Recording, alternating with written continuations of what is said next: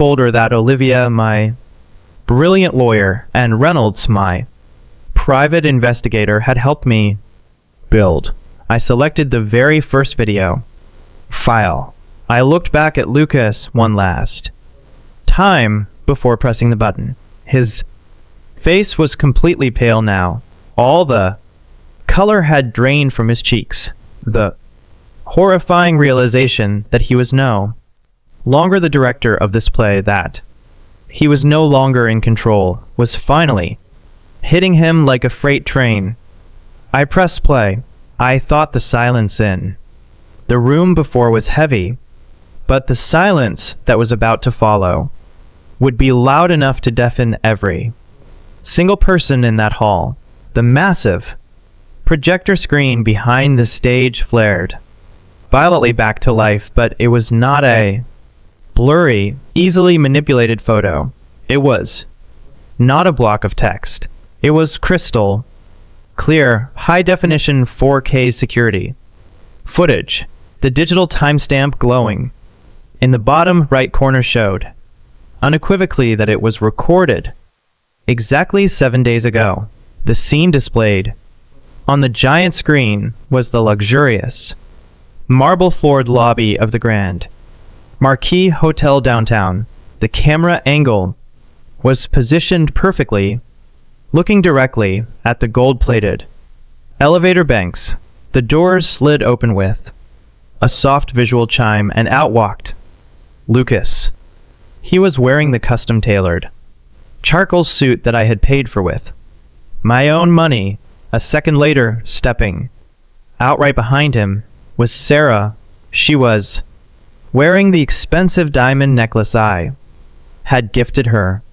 As soon as the elevator doors closed behind them, Lucas grabbed Sarah aggressively by the waist.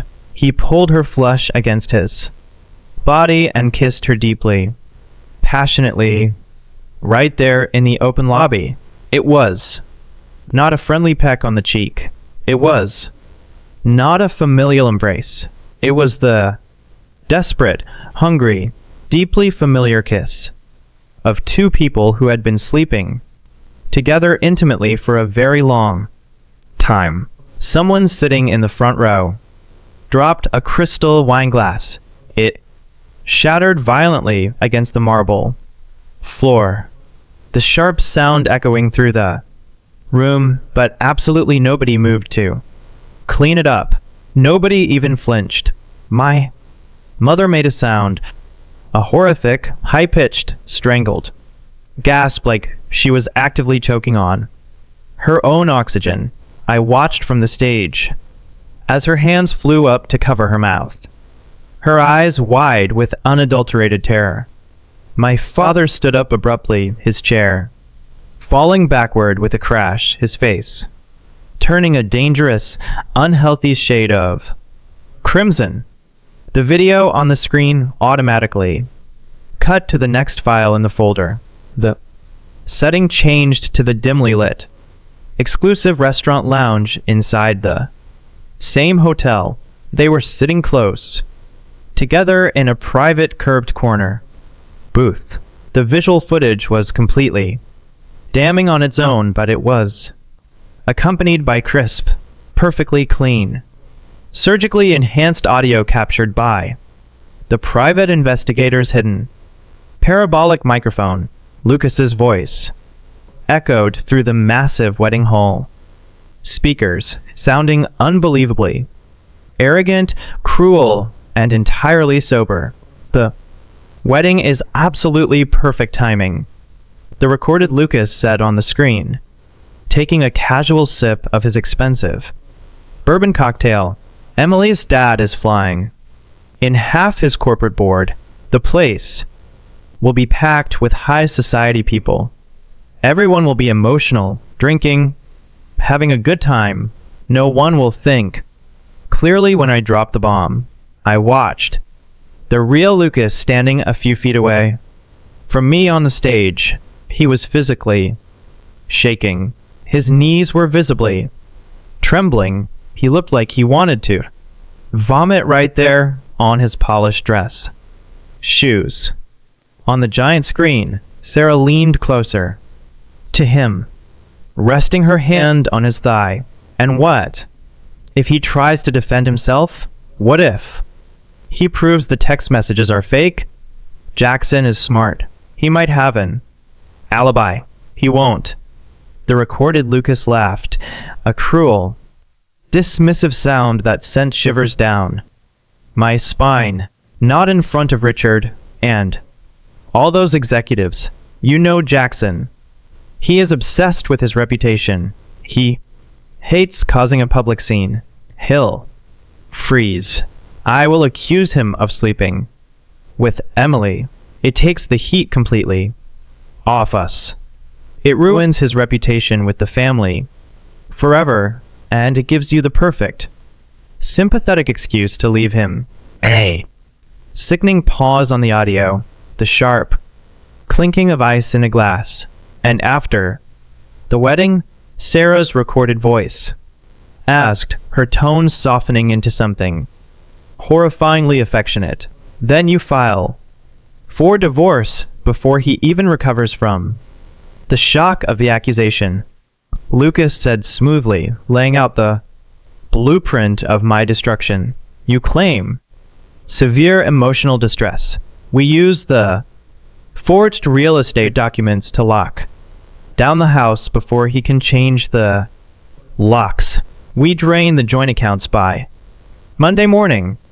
He will be so busy fighting a massive defamation lawsuit and trying to save his logistics company that he won't even realize we took everything until it's too late. And then Sarah asked, smiling on the video. Then Lucas smiled back on the screen, raising his glass in a toast. Finally us, with his money. I casually reached out and tapped my phone screen, pausing the video. The massive frozen image of my wife and my brother smiling brightly at the thought of utterly destroying my life, stealing my real estate, and laughing at my pain burned brightly behind me. The audio stopped abruptly. The hall was so intensely quiet you could hear the air conditioning vents humming in the ceiling. You could hear people breathing heavily.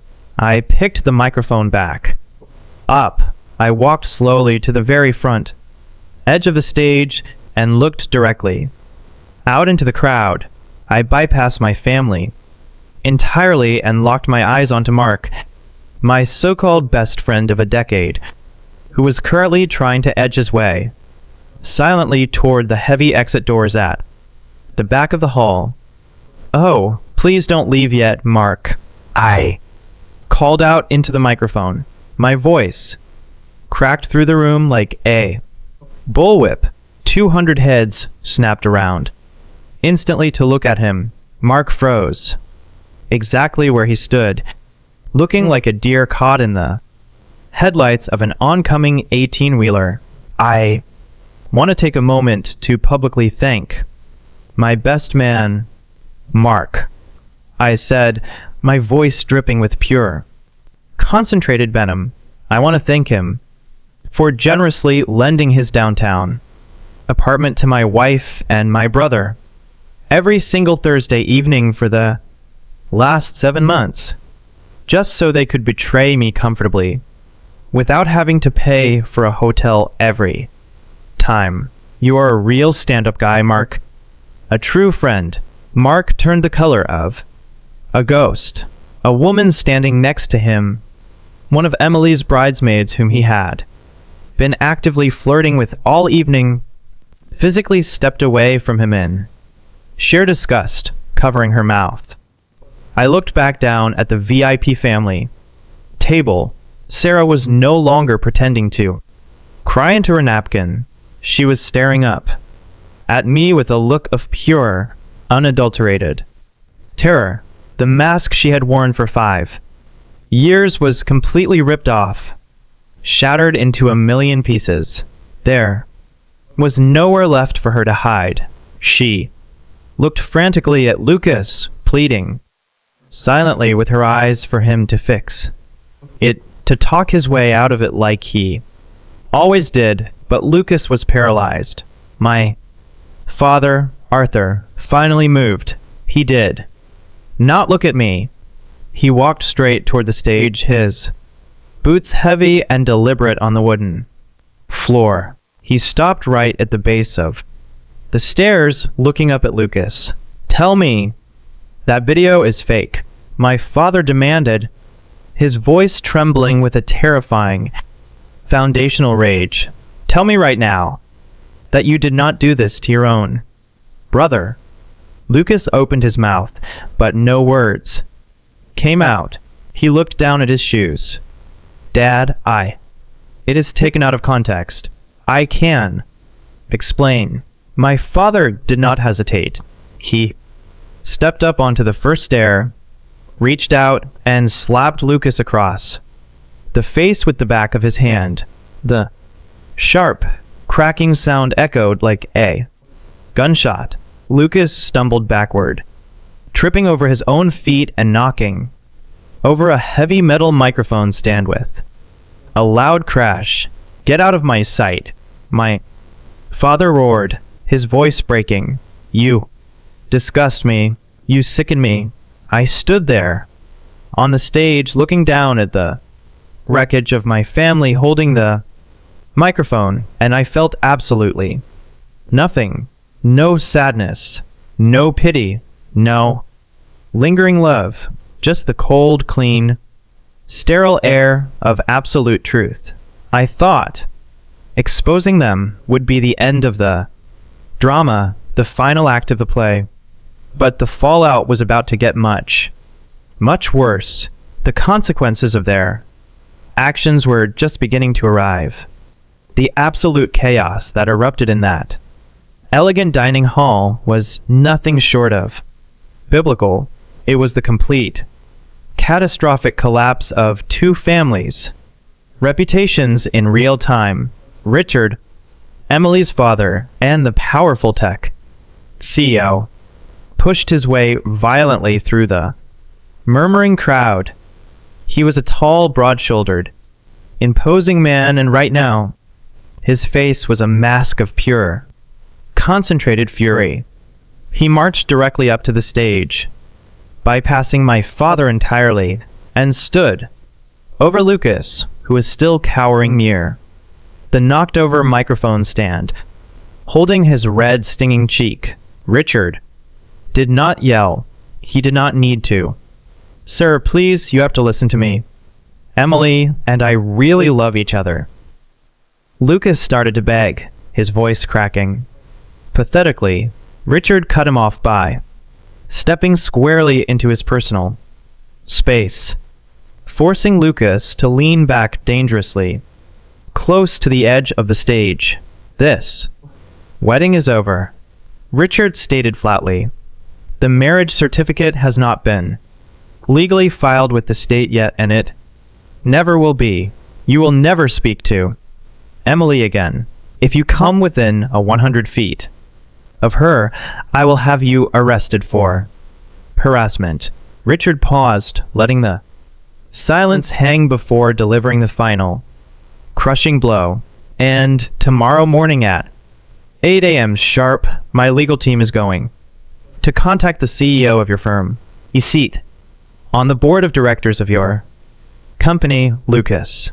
By 9 a.m., you will be unemployed. By noon, you will be blacklisted in every major financial firm in this state. You will never get another promotion. You will never work in this industry again. You are entirely finished." Richard turned sharply to his shocked family and the massive crowd of corporate guests. "We are leaving now." It was a mass exodus. Dozens of people, Emily's entire side of the family, the wealthy corporate executives, the college friends, began gathering their coats and walking out in droves. They cast looks of absolute revulsion and disgust at Lucas and Sarah as they passed the head tables. The wedding had turned into a funeral for their social and professional lives. I walked slowly down the stairs from the stage. I walked deliberately toward the table where Sarah was still sitting, frozen in her chair. She looked up at me as I approached.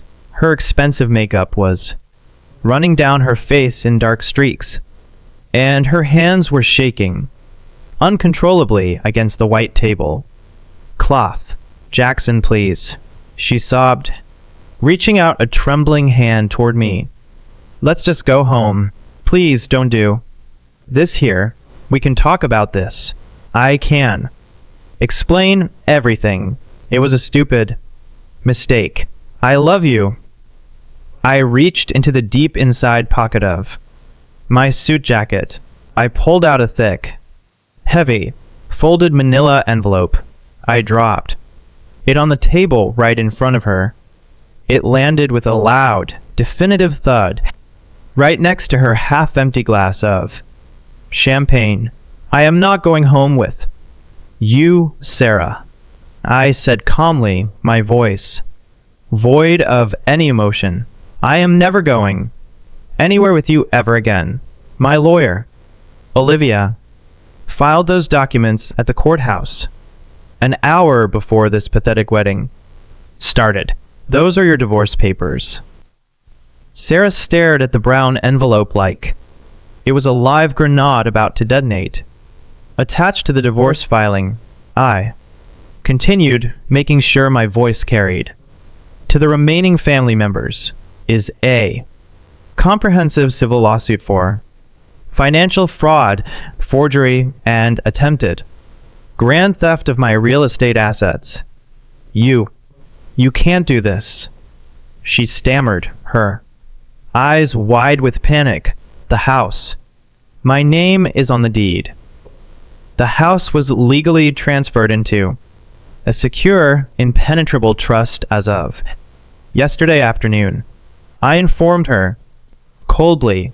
"The joint bank accounts are entirely frozen. The credit cards you hold are canceled. You have exactly 2 hours to go to my house, pack your personal clothes, and leave my property. If you are still there when I arrive, I will have the police arrest you for criminal trespassing. You are getting absolutely nothing. No house, no alimony, and certainly none of my grandfather's inheritance." I turned my back on her sobbing form and walked confidently toward the exit. My mother, Martha, intercepted me near the heavy double doors. She had tears streaming down her face, her mascara ruined. She reached out desperately and grabbed my arm, digging her fingers into my suit jacket. "Jackson, my baby," she cried, her voice cracking. "I am so sorry. I didn't know. We didn't know he was doing this to you. Please don't walk away from us. Talk to us. Let us fix this." I stopped. I looked down at her hand, clutching my arm, and then I looked deep into her tear-filled eyes. "You didn't know about the affair, Mom," I said softly, my tone completely dead. "That is true. But when he stood up on that stage and accused me of being a monster, you didn't even hesitate. You didn't ask for proof. You looked at me with disgust. You chose him. You have always chosen him." I gently but firmly pulled my arm out of her grasp. "Have a good life, Mom." I pushed open the heavy wooden double doors of the country club and walked out into the cool, crisp night air. The valet brought my car around immediately. I tipped him a $100 bill, got into the driver's seat, and drove away into the darkness. I did not look back in the rearview mirror even once. For the first time in my 34 years of life, I felt the heavy, suffocating chains of familial obligation shatter. I was finally truly free. But as I soon learned, toxic families do not let go easily, and exactly a year later, they tried one last time to drag me back into their mud. A year is a remarkably long time when you are no longer carrying the dead, exhausting weight of terrible parasitic people. My life transformed in ways I could have never imagined. The divorce proceedings were absolutely brutal for Sarah, with Olivia as my lawyer, and the massive, undeniable mountain of video, audio, and financial evidence I provided to the judge. Sarah walked away from our 5-year marriage with absolutely nothing. No alimony, no house, no portion of my salary. She was completely ruined. She was forced to move back into her older brother Marcus's damp, unfinished basement. Last I heard through the grapevine, Marcus legally evicted her after she got caught trying to secretly borrow money from her niece's college fund to pay off her mounting credit card debts. Lucas's life imploded exactly as Richard had promised on that stage. He was fired from his lucrative firm the very next morning. His professional reputation was completely torched. He could not find a decent job anywhere in the corporate sector. No one wanted a liability who had tried to scam a CEO's daughter. The massive debt he had accumulated trying to live a luxurious, fake lifestyle caught up with him incredibly fast. His precious sports car was repossessed in the middle of the night, and he was forced to file for Chapter 7 bankruptcy. He was currently working the night shift at a retail warehouse moving boxes for minimum wage. I, on the other hand, flourished immensely without the constant financial drain of Sarah's lavish spending and the brutal emotional exhaustion of dealing with my toxic family. My logistics company doubled its annual revenue. I secured a massive promotion of my own making, buying out my major regional competitor and taking the CEO seat of the newly merged corporation. I was healthy. I was working out daily. I was sleeping 8 solid hours a night, and my mind was finally at peace. But then, on a rainy Tuesday afternoon, exactly 1 year after the wedding incident, the receptionist at my downtown office buzzed my private phone. "Mr. Hayes," she said hesitantly, her voice low. "Your parents are here in the lobby. They say it is an absolute family emergency. They are refusing to leave."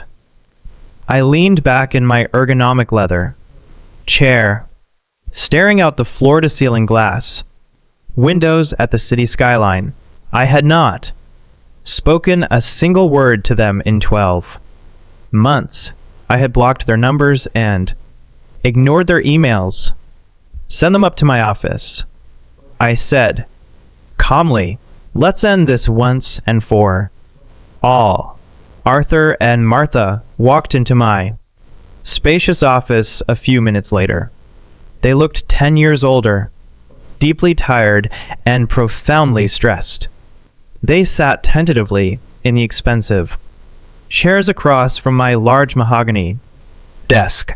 They didn't ask how I was doing. They didn't compliment my new office. They didn't apologize for abandoning me at the wedding. "Jackson," my father started, his voice gravelly, looking intently at the floor instead of my eyes. "We need your help. It's Lucas."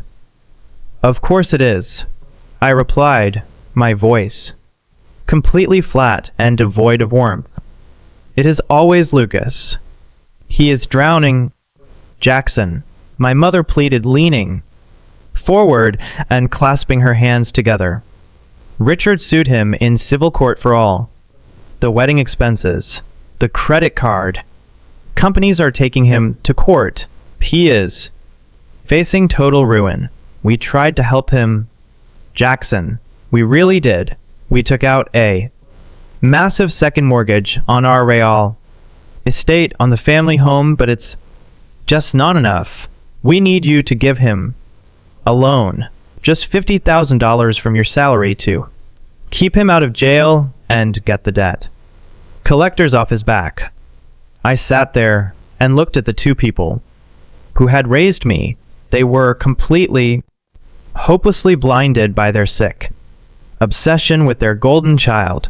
They were literally willing to lose their own home, their retirement, everything they had, and they still had the sheer audacity to expect me to bleed my hard-earned money for the man who tried to destroy my entire life.